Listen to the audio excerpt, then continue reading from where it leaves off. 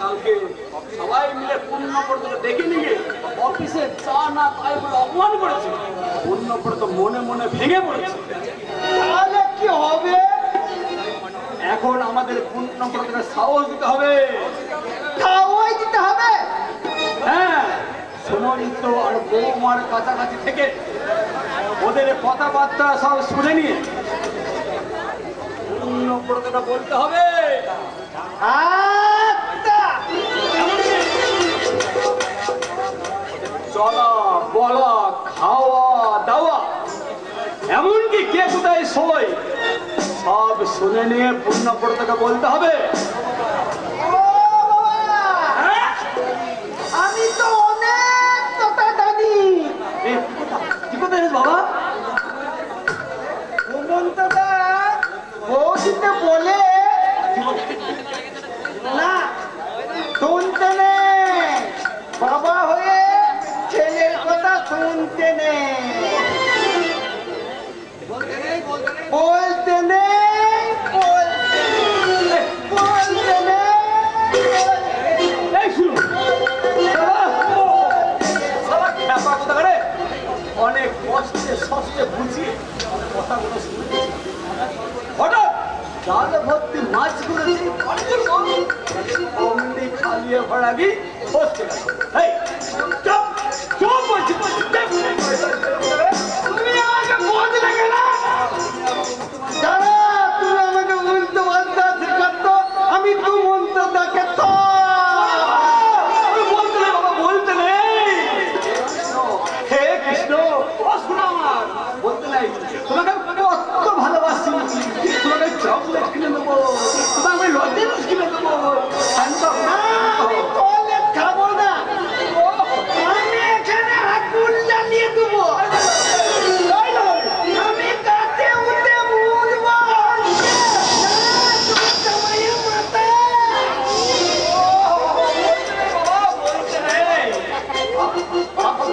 হে কৃষ্ণ, তুমি শান্ত হও বাবা, তুমি শান্ত হও।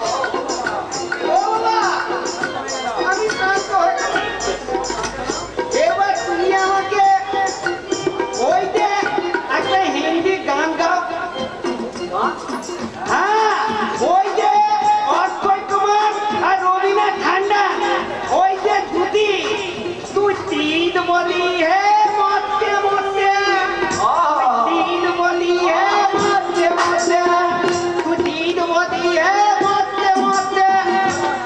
क्या ना तो गा, হিন্দি গান গাইতে পারবো না বাবা, হিন্দি গান আমি পারবো না।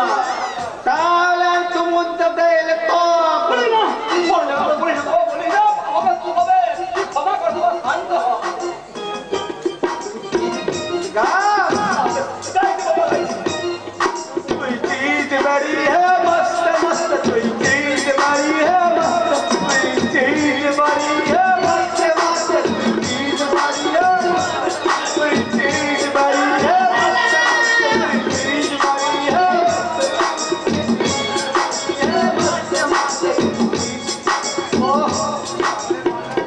কি পাগলের পাল্লাই বললাম রে বাবা।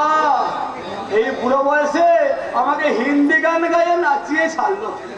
ছেলে তো নয়, শয়তান শয়তান। হবে না কেন, হবে না কেন? বউটা যদি বেঁচে থাকতো তাকে আমি গোল অটবে মারতাম।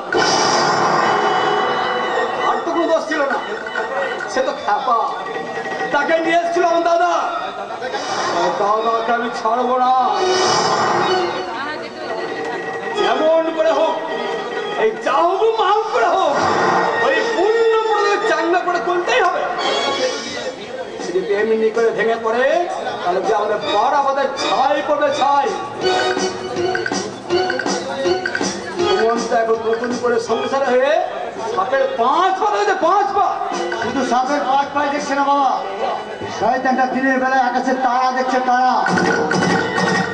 তারা নয় বাবা, এখন অনেক কিছু চোখে পড়েছে। কিন্তু এই সবটা তো সব জায়গায় বলা যায় না। তবে হ্যাঁ, এমন তো আগে আমার বউ পাগলা ছিল না। এখন সব সময় কথাই কথাই বউ বউ আর বউ, যেন সব সময় বাঘের পেছনে ঘুরে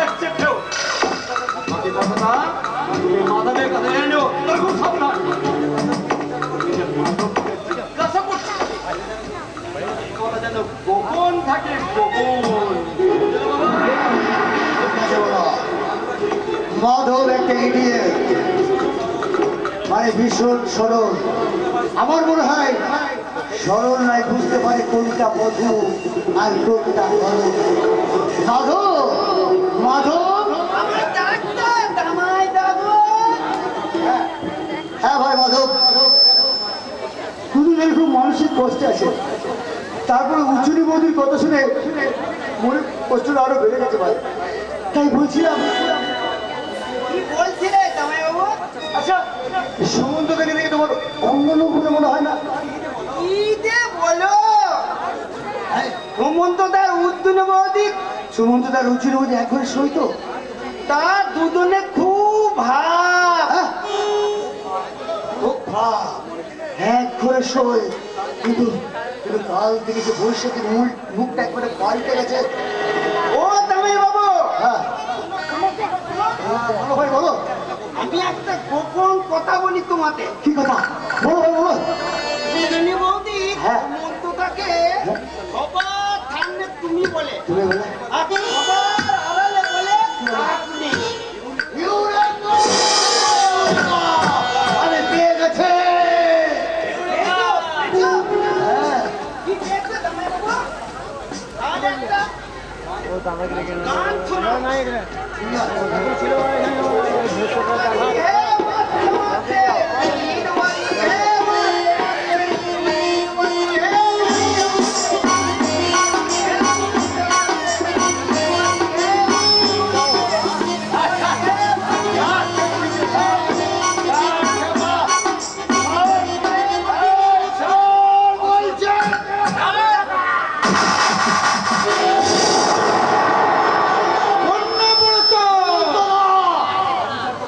সংসার করতে গেলে এরকম অনেক অসহ্যকে সহ্য করে নিতে হয়। পূর্ণব্রত, ইস, সেদিনের কথা আর আজকের কথা ও এক। তুমি কি ভাবছো সেটা আমি জানি, কিন্তু মিলবে না। কারণ সেদিনের আমি আজকের আমি অনেকখানি তফাৎ। সুমন্তদা, জামাই বাবুরা কত ভালো। আগেকার কথা মতো তোর আমি চিকিৎসার ব্যবস্থা করি। তুই যা তোর বৌদিকে দেখে দে যা। তুমি কত ভালো। আর তাহলে ওই তত্ত্বটা সারাদিন খালি তোমার সম্বন্ধে খালি ভাবে। আর তাহলে তত্ত্ব, তাহলে জানুয়ার,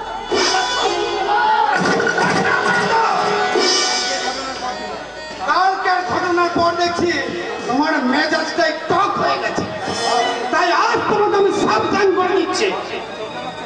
আপনি আমাকে চোখ রাখাচ্ছেন? আর চোখ রাখাচ্ছি, প্রয়োজন হলে কাল তোমাকে বাড়ি থেকে বের করে দেবো। তোমার কি হয়েছে বলো তো? কাল থেকে মেজাজ তোমার চড়েই আছে। রাতে পুলিশ পুলিশ বলে চিৎকার করলে বলি ব্যাপারটা কি? ওই ব্যাপারটা তুমি বুঝবে না। আরে কিছু না বুঝলেও ঠাকুর জামাই যে মনে কষ্ট পাচ্ছে সেটা তো বুঝি। অথচ তুমি আগে ঠাকুর জামাইকে কত ভালোবাসতে। যাও তুমি ঠাকুর জামাইয়ের কাছে ক্ষমা চেয়ে নাও।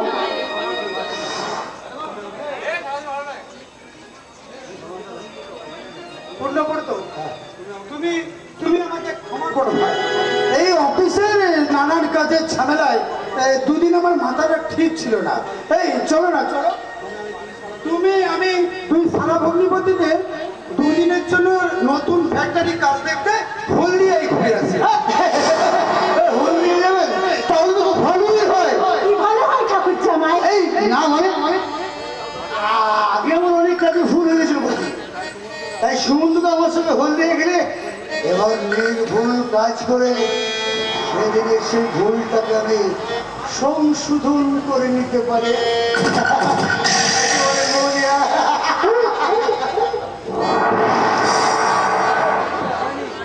বুঝছেনি বড্ড ভালো মেয়ে। না, আর তুমি নয়, এখানে কেউ নেই। কাজে তুমি বদলে আপনি বলবেন। আপনি আমি তোমাকে কোনো দিনই আপনি বলবো না। কি করে বলবেন? আপনি কি করে বলবেন? যা নয় তাই সাথে বসে আছেন যে। তার মানে কি? তার মানে কাল আপনি বৈশালীকে কি বলেছেন? এই কাল অফিসে ওর সঙ্গে একটু বেশি ইয়া ইয়ার্কি করে ফেলেছি। না, একদম আপনি বৈশালীর সঙ্গে ইয়ার্কি করবেন না, কারণ আপনি ভুলে গেলেন, আমি ভুলিনি যে আগে কখন আপনি অশ্লীল ভাষায় ওই বৈশালীর সঙ্গে আপনি ইয়ার্কি করেননি। সর্বনাশ, কালকের ব্যাপারটা এত দূর যে গড়িয়ে যাবে ভেবেছিলাম না, রাতেই আমি ম্যানেজ করে নেবো, কিন্তু শালা ওই পুলিশের ভয়ে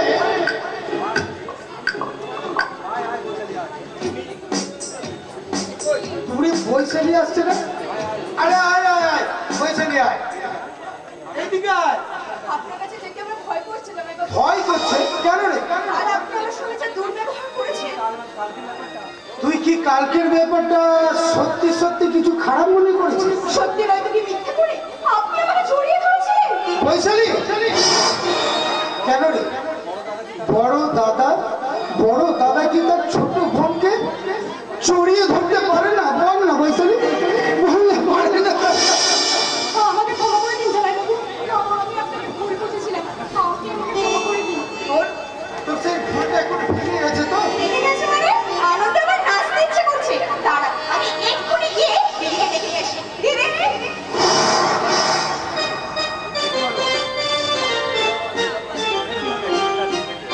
এ কি হলো? ভালো মানুষের চরিত্রে অভিনয় করতে করতে আমি কি তাহলে ভালো হয়ে যাচ্ছি? কাল যাকে আমি খারাপ কথা ভেবেছিলাম যার সম্পর্কে, আজ তাকে বোন বলে ডেকে আমার বুকটা একটা অদ্ভুত আনন্দ। তাহলে কি আমি উজ্জয়িনীকে আচ্ছা আচ্ছা, লোক তো আপনি। আচ্ছা, আপনি কি গুণবিক জানেন নাকি বলুন তো? হঠাৎ বৈশালীর মুখে এক রাস আলো, শুধু আলো নেই তোমার মুখে, নিঃসন্দ না হওয়া পর্যন্ত আলোর পিছনে অন্ধকারই থাকবে। অন্ধকারের কি খেলা তোমার বুকে? আপনার দৃষ্টিতে তাই নিচের দিকে থাকা উচিত। তোমার মতো একটা পূজারিনীকে পুজো করাই হলো না। আমি ব্যর্থ পুরোহিত। আপনি ভোগী আর আমি ত্যাগী, তার বিপরীত।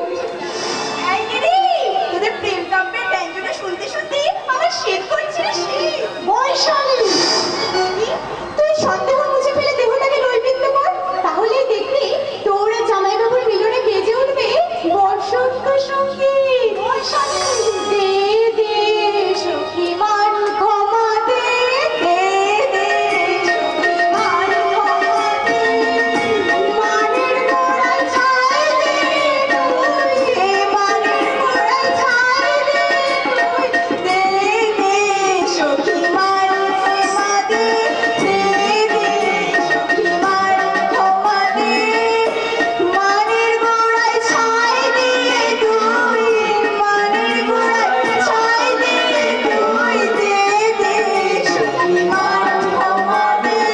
বন্ধ করো, হাসি গান তোমরা বন্ধ করো। পুলিশ এসে, পুলিশ। হ্যাঁ, হ্যাঁ। বাইরে যেটা বসে কথা বলছেন, ওই নাকি সুমন্তদার সঙ্গে দেখা করতে চান। হ্যাঁ,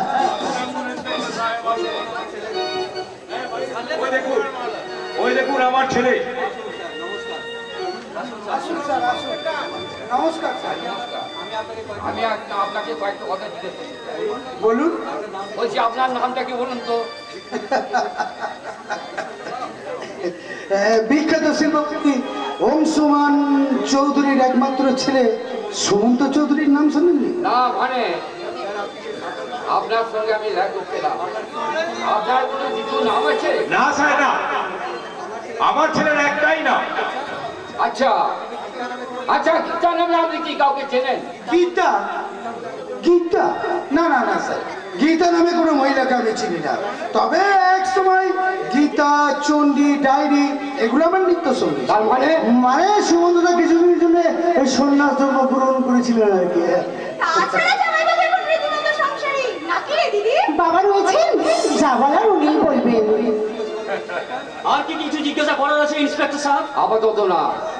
তাহলে তাহলে আসুন, আসুন ইন্সপেক্টর সাহেব।